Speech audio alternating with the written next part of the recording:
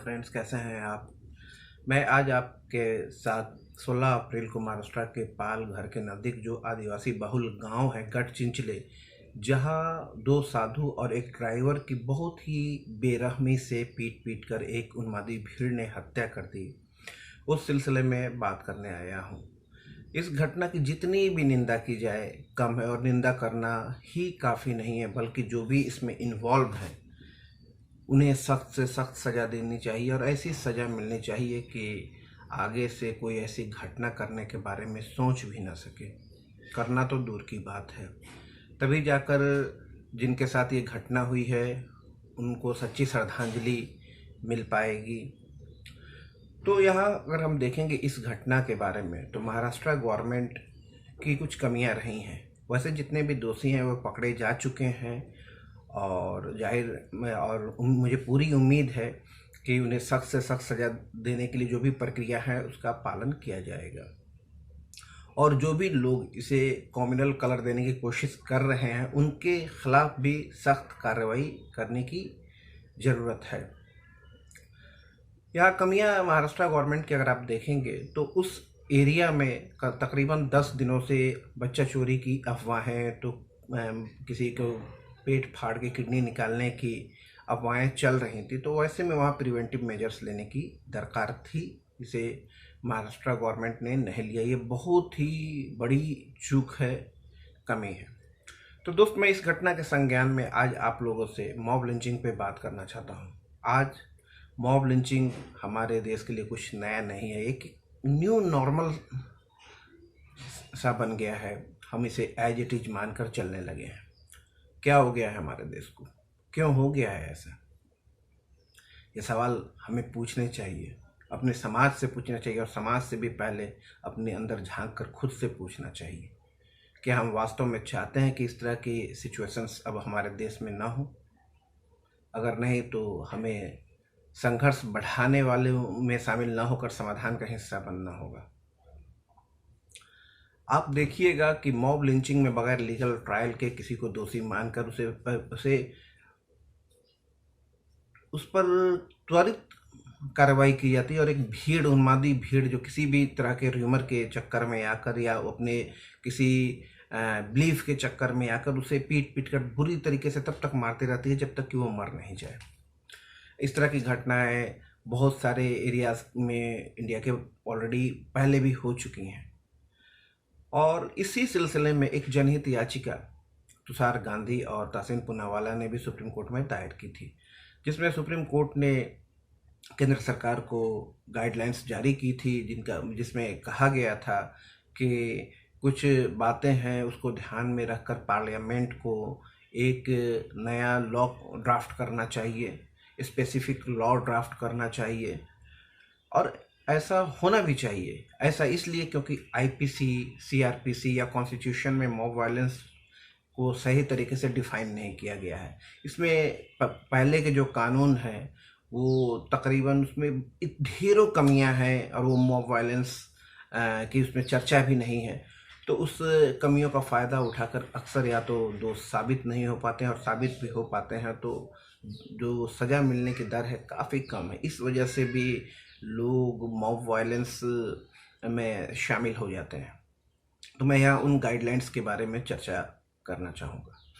तो उस गाइडलाइंस के हिसाब से कि फास्ट ट्रैक कोर्ट्स की व्यवस्था होनी चाहिए, जिसमें स्पीडी ट्रायल हो, और मैक्सिमम 6 माह के टाइम लिमिट के बीच में ही जो प्रोसेस है उसको पूरा कर लिया जाए।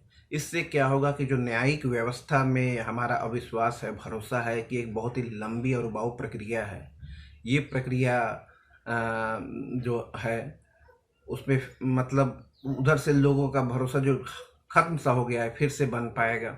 इसलिए ये व्यवस्था की बात सुप्रीम कोर्ट ने कही थी।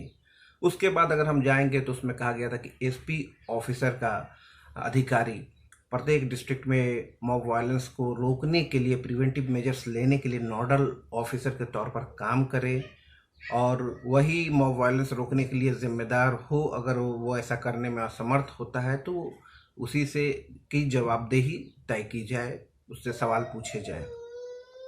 और सेंटर और स्टेट टीवी, रेडियो और जितने भी डिजिटल प्लेटफॉर्म्स हैं या जो भी प्लेटफॉर्म जिनके माध्यम से वो कम्युनिकेट कर सकते हैं, उस पर लगातार ऐसे मैसेजेस, वीडियोस ब्रॉडकास्ट करें, जिसके तहत बताया जाए कि इस तरह के वायलेंस में जो संलिप्त होंगे उसके उन्हें बहुत ही गंभीर दुष्परिणाम झेलने होंगे। उसके अलावा जो भी लोग र्यूमर फैलाते हैं, फेक र्यूमर्स, इर्रिस्पॉन्सिबल मैसेजेस, उनके खिलाफ भी सख्त से सख्त कार्रवाई होनी चाहिए। एफआईआर बगैर डिले किए हुए उन पर करना चाहिए, क्योंकि दरअसल असली वजह वही होते हैं इस तरह के जो गुंडागर्दी होती है उसके पीछे।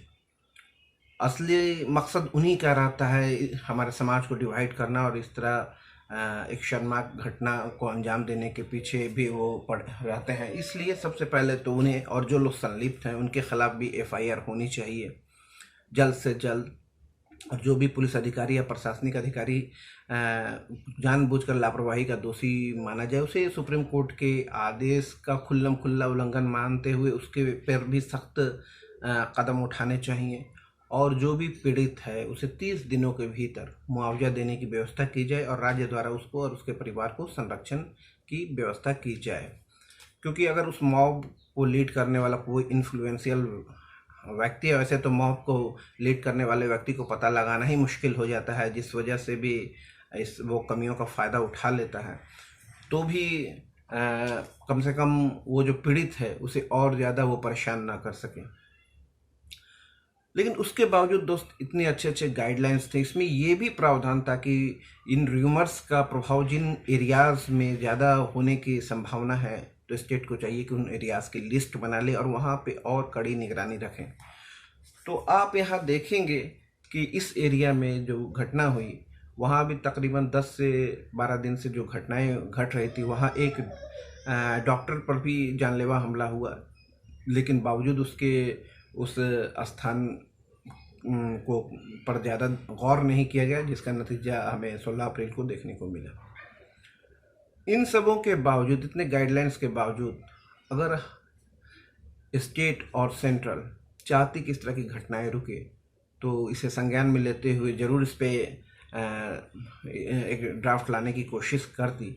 लेकिन हमारे माननीय गृह मंत्री श्री अमित शाह जी ने, जो ग्रुप ऑफ मिनिस्टर्स के हेड हैं, उन्होंने कहा कि किसी स्पेसिफिक लॉ की ज़रूरत नहीं है। वैसे मणिपुर जैसे कुछ एक स्टेट्स ने इस दिशा निर्देश को फॉलो करते हुए कुछ कानून बनाए हैं। तो मेरा तो दोस्त आप लोगों से ये कहना है कि ठीक है, जो सरकार की काम है वो सरकार ही कर सकती है, लेकिन जो हमारा काम है वो तो हमें करना होगा। एक सजग नागरिक के तहत हमें अपने सोसाइटी के आसपास वैसे लोग को चिन्हित करने होंगे जो कि र्यूमर्स फैलाते हैं, उन्हें समझाना होगा। अगर वो नहीं समझते हैं तो उनका सोशली बायकॉट करना होगा, क्योंकि इस तरह की घटनाएं आज महाराष्ट्र के पालघर में घटी, कल को हो सकता है कि आपके घर के नज़दीक घटे, कल उसमें कोई दूसरा आदमी पिसा है, हो सकता है आने वाले कल को कोई आपका अपना पिस जाए। इसलिए ज़रूरत है हमें कि इस तरह की जो भी चीज़ें हैं ऐसे समाज में न घटे, खासकर हम उसका हिस्सा न बने, तभी जाके हम एक स्वस्थ समाज बना पाएंगे और विश्व गुरु का सपना पूरा हो पाएगा। क्योंकि विश्व गुरु का मतलब क्या होता है? गुरु का मतलब होता है जो हमें अंधेरे से प्रकाश की ओर लेके जाए, और अगर हम खुद अंधेरा फैलाएंगे तो विश्व गुरु तो दूर की बात है, ये सिर्फ एक पाखंड बन के रह जाएगा। तो हमें उम्मीद है कि हम सब मिलके एक अच्छा और प्यारा भारत बनाने की कोशिश करेंगे, और वैसे लोगों को जो अपने पॉलिटिकल मोटिव्स के कारण डिवाइड करना चाहते हैं, इवन कि जो इस तरह के जब एक्यूज जेल से छूट के आते हैं तो उन्हें माला पहनाते हैं और धर्म का रक्षक बनाते हैं, तो वैसे लोगों को भी पहचानेंगे और जो गलतियां पूर्व में हम कर चुके हैं उन्हें चुनकर वैसे ही गलतियां फिर नहीं दोहराएंगे। क्योंकि सोचिए, ऐसे लोग न सिर्फ देश का बल्कि अपने धर्म का भी नुकसान कर रहे हैं, धर्म को भी विकृत करते हैं। क्योंकि कोई भी मजहब, रिलीजन या धर्म जो है आपस में लड़ना, एक दूसरे को मारना नहीं सिखाता है। हर धर्म का जो कोर वैल्यूज़ है वो इंसानियत है, ह्यूमैनिटी है, मानवता है। तो चलिए हम अच्छे धार्मिक और अच्छे भारतीय बने।